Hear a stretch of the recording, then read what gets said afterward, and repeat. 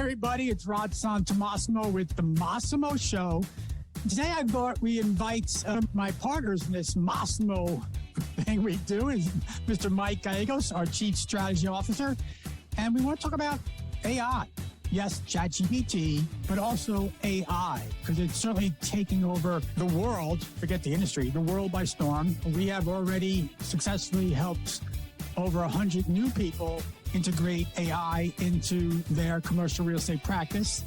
And we see more coming down the road. So in this Massimo Show, it's all about AI integration, and either you adopt or you get left behind. Hi, this is Rod Santomassimo, and welcome to the Massimo Show. The objective of the Massimo Show is to share how you can maximize your personal, professional margin. That's right. Let's make more money in less time. Let's turn chaos into clarity, confusion into confidence, and income into real wealth. Along with sharing my insight on how I grew a multi-million-dollar professional business, we're going to bring you the expert advice from a variety of authors, consultants, and thought leaders who will provide the tools you need to maximize your own personal and professional margin. Welcome to the Massimo Show. Hey, Mike. Good afternoon.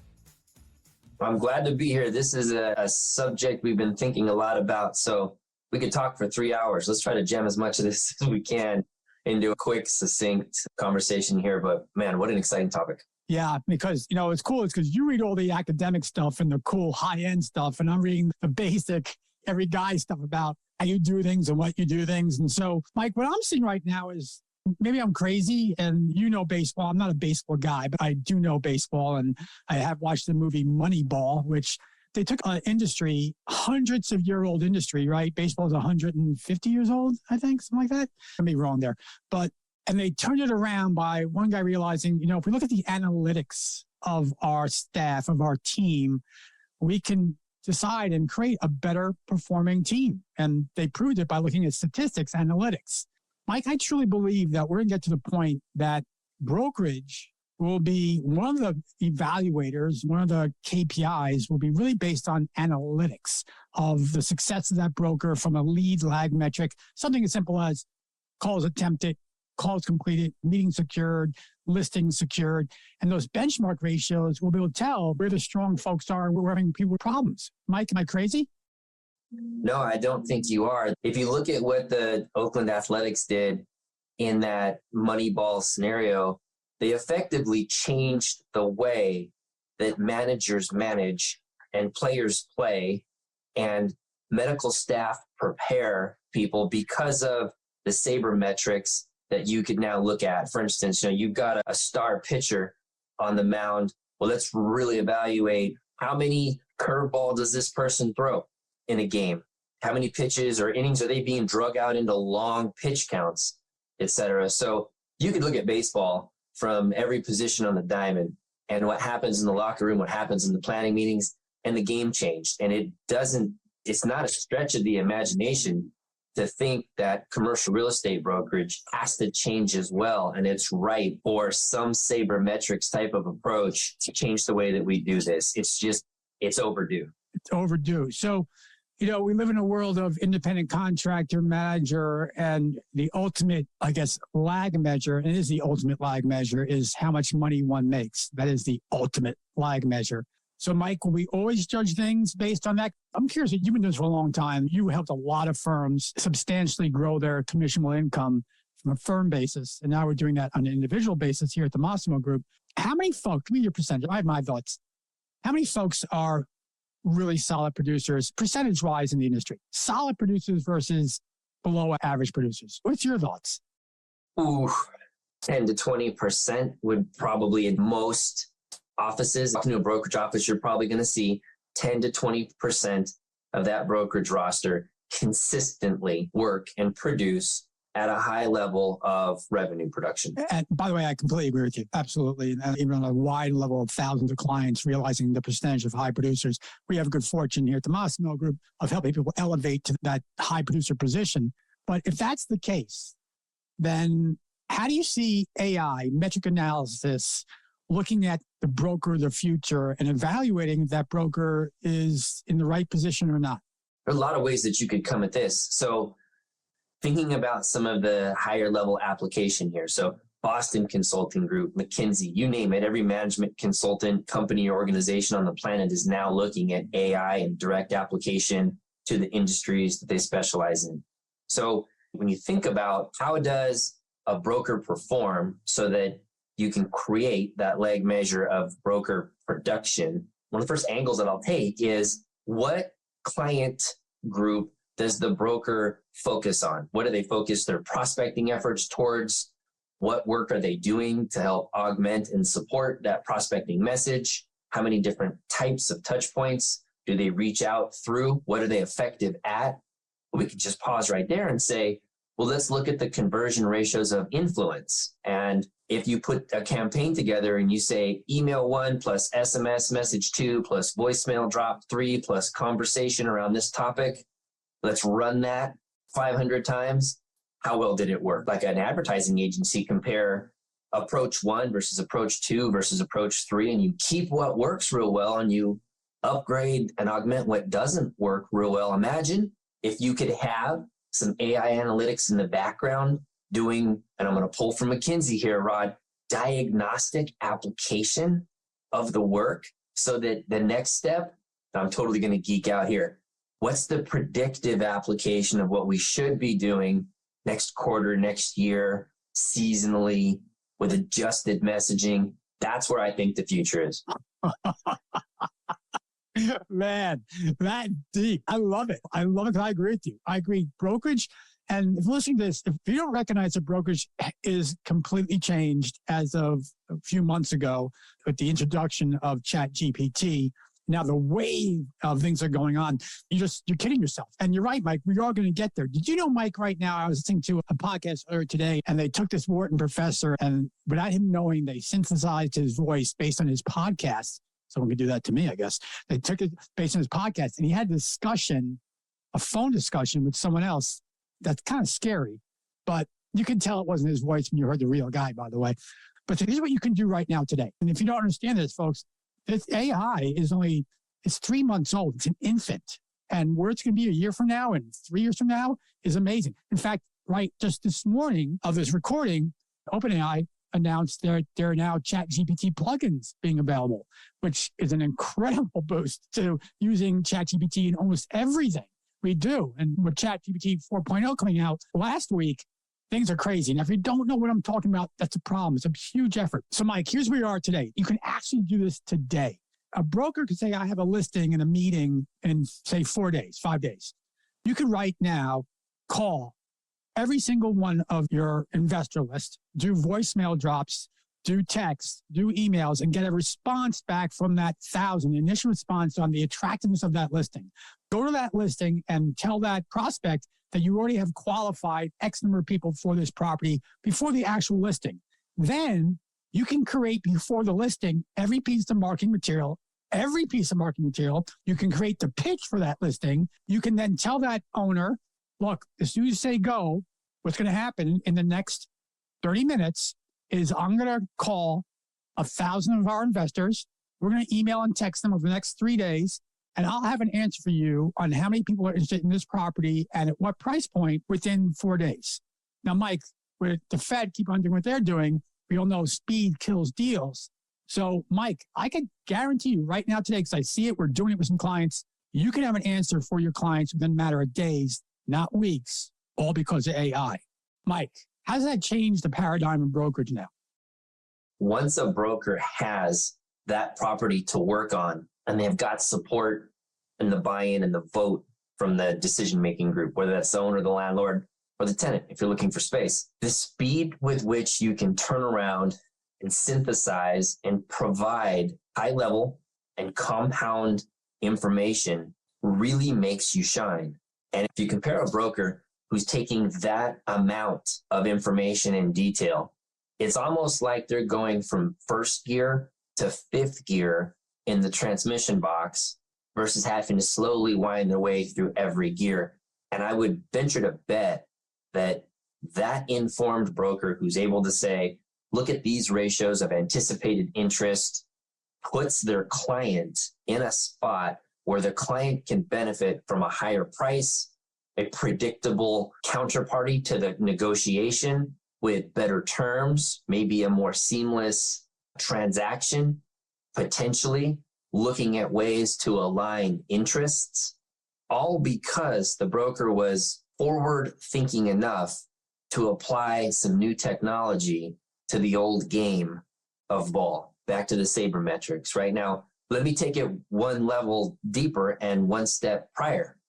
What if the broker could show up to the pitch meeting before they've earned the buy-in and the support of the client, when they're a prospective client, and that broker could outline, we've identified or we put together a research framework, and we've pulled out of that some information which will tell you our best bets on who the most likely buyer avatar or tenant avatar or space description is, and the level of financial analysis gets that much more precise. The level of return prediction or stress testing gets that much deeper.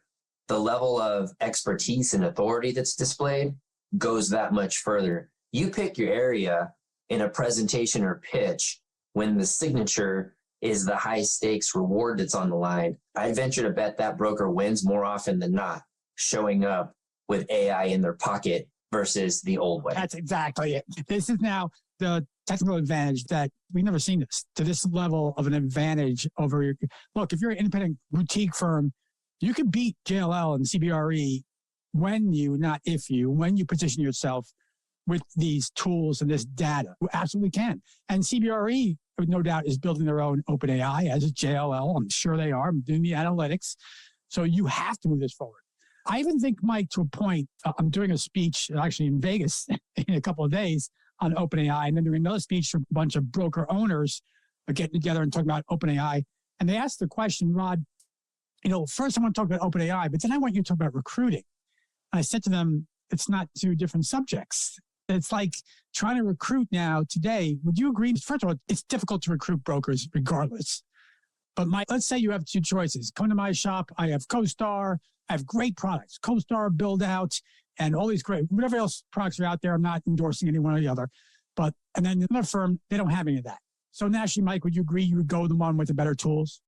Would you agree? Without a doubt, 100 times out of 100. Okay, now I got CoStar, Build Out, all these great tools again, but Broker B has CoStar, Build Out. Oh, and we've integrated artificial intelligence to make everything you do more efficient, effective, and faster than ever before. So, Mike, where do you go now? This is attributable to somebody using a financial model and a calculator to do the math, or moving a stack of rocks from one table to the other to do their long division. Clearly, you're going where you've got a foot into the future and you have more benefit. You're going to be able to win more often. There's no argument to the contrary. So, Mike, broker owners better than anyone I know. Why aren't you seeing broker owners just diving in and recognizing the opportunity? Why are they sitting back and just watching? Because I don't think that the broker owner has yet seen enough application to have the light bulb moments flash, and they haven't seen others do it yet.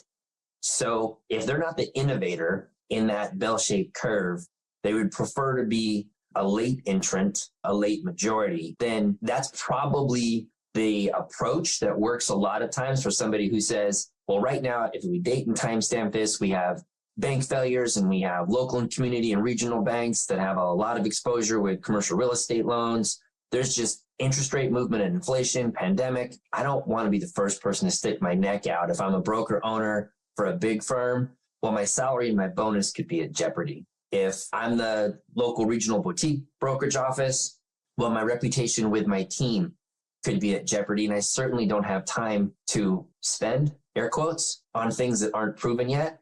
I have time to invest, air quotes, in things that I know are proven. Let me take that and pull that thread a tiny bit.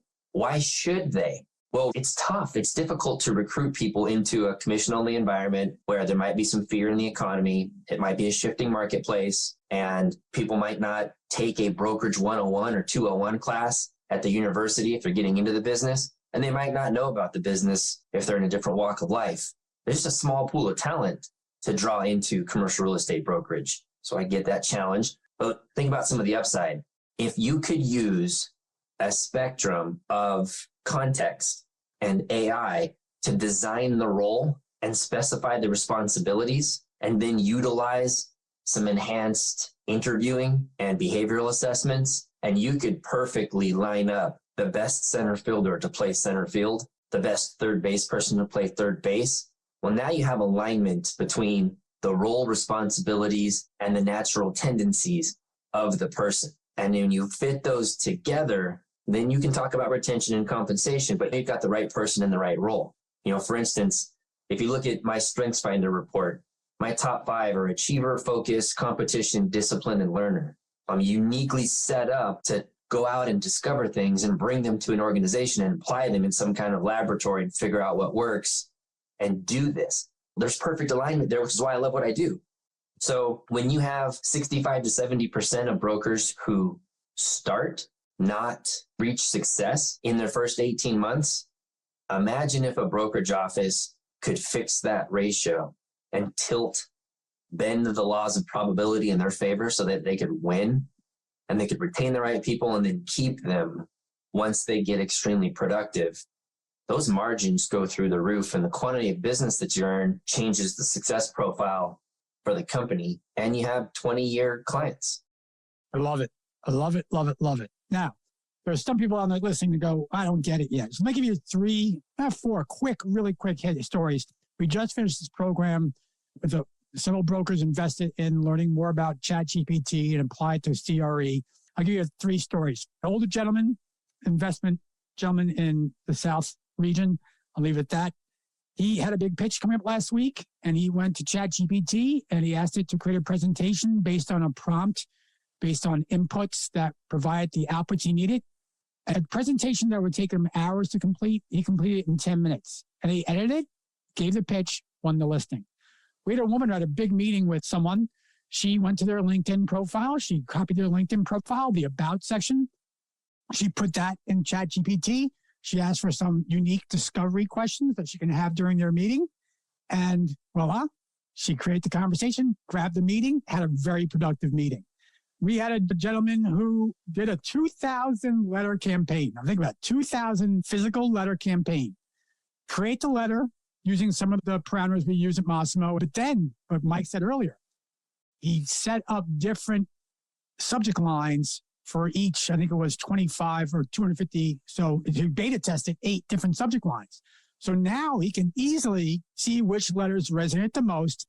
And so his next letter campaign, he will use those that worked the best. Again, all the letter and all the subject lines were created in ChatGPT 4.0. And finally, we had a woman who was going to negotiate a deal, and she just negotiated and role played with chat. And it told her, here's the objection, here's the counterpoint, here's the deflection. And she was able to negotiate and role play before actually having the presentation. She won the negotiation.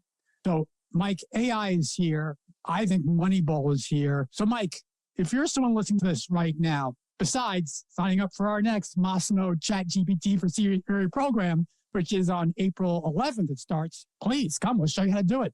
What would you tell folks to do right now in regards to AI, chat, everything going on? What's the first thing they should do? The first thing is to recognize that one of the primary contributing variables for the business mistakes that broker owners make and that brokers make trying to reach out to clients is that they don't have awareness of their biases that they naturally bring, we all do, to our office, to our career, to our communications with colleagues and to clients. And to step out of the lane where they're no longer held back by those biases so they can start winning more and in new ways. So just change the mindset from one of limitation to one of growth. I think that's the first and most important step that I'd recommend for anybody here, and to not resist the natural path of where commercial real estate should go. You look at the stock market, they have armies of analysts that put together and review models so they can do their best to predict how a business is going to perform. Commercial real estate has a long way to go to catch up with some of those types of industries. No doubt it's time to harness new approaches, new thoughts. There you go, folks. The man himself, Mike Gallegos, our Chief Strategy Officer here at the Massimo Group. And as Mike said, look, it's time not to adapt, but adopt. You got to change. The world has changed. And yes, it's changing rapidly. Every day, something else is coming out. I get that. But sitting on the sidelines and saying, not yet, not yet, not yet, is not the decision you can make. I appreciate it. Appreciate you, Mike. Thanks for coming out today. This was a blast. Thanks for having me on board. Okay, buddy. Until next time, guys, this is Rod Santomassimo with The Massimo Show. I want to thank you for listening to this version of The Massimo Show. And please, please go out and share this with your friends, your colleagues. Heck, share it with your dog. Just share it. And more importantly, just give me some feedback, good, bad, or indifferent. We all grow from understanding what our audience wants to hear. So until next time, this is Rod Santomassimo with The Massimo Show.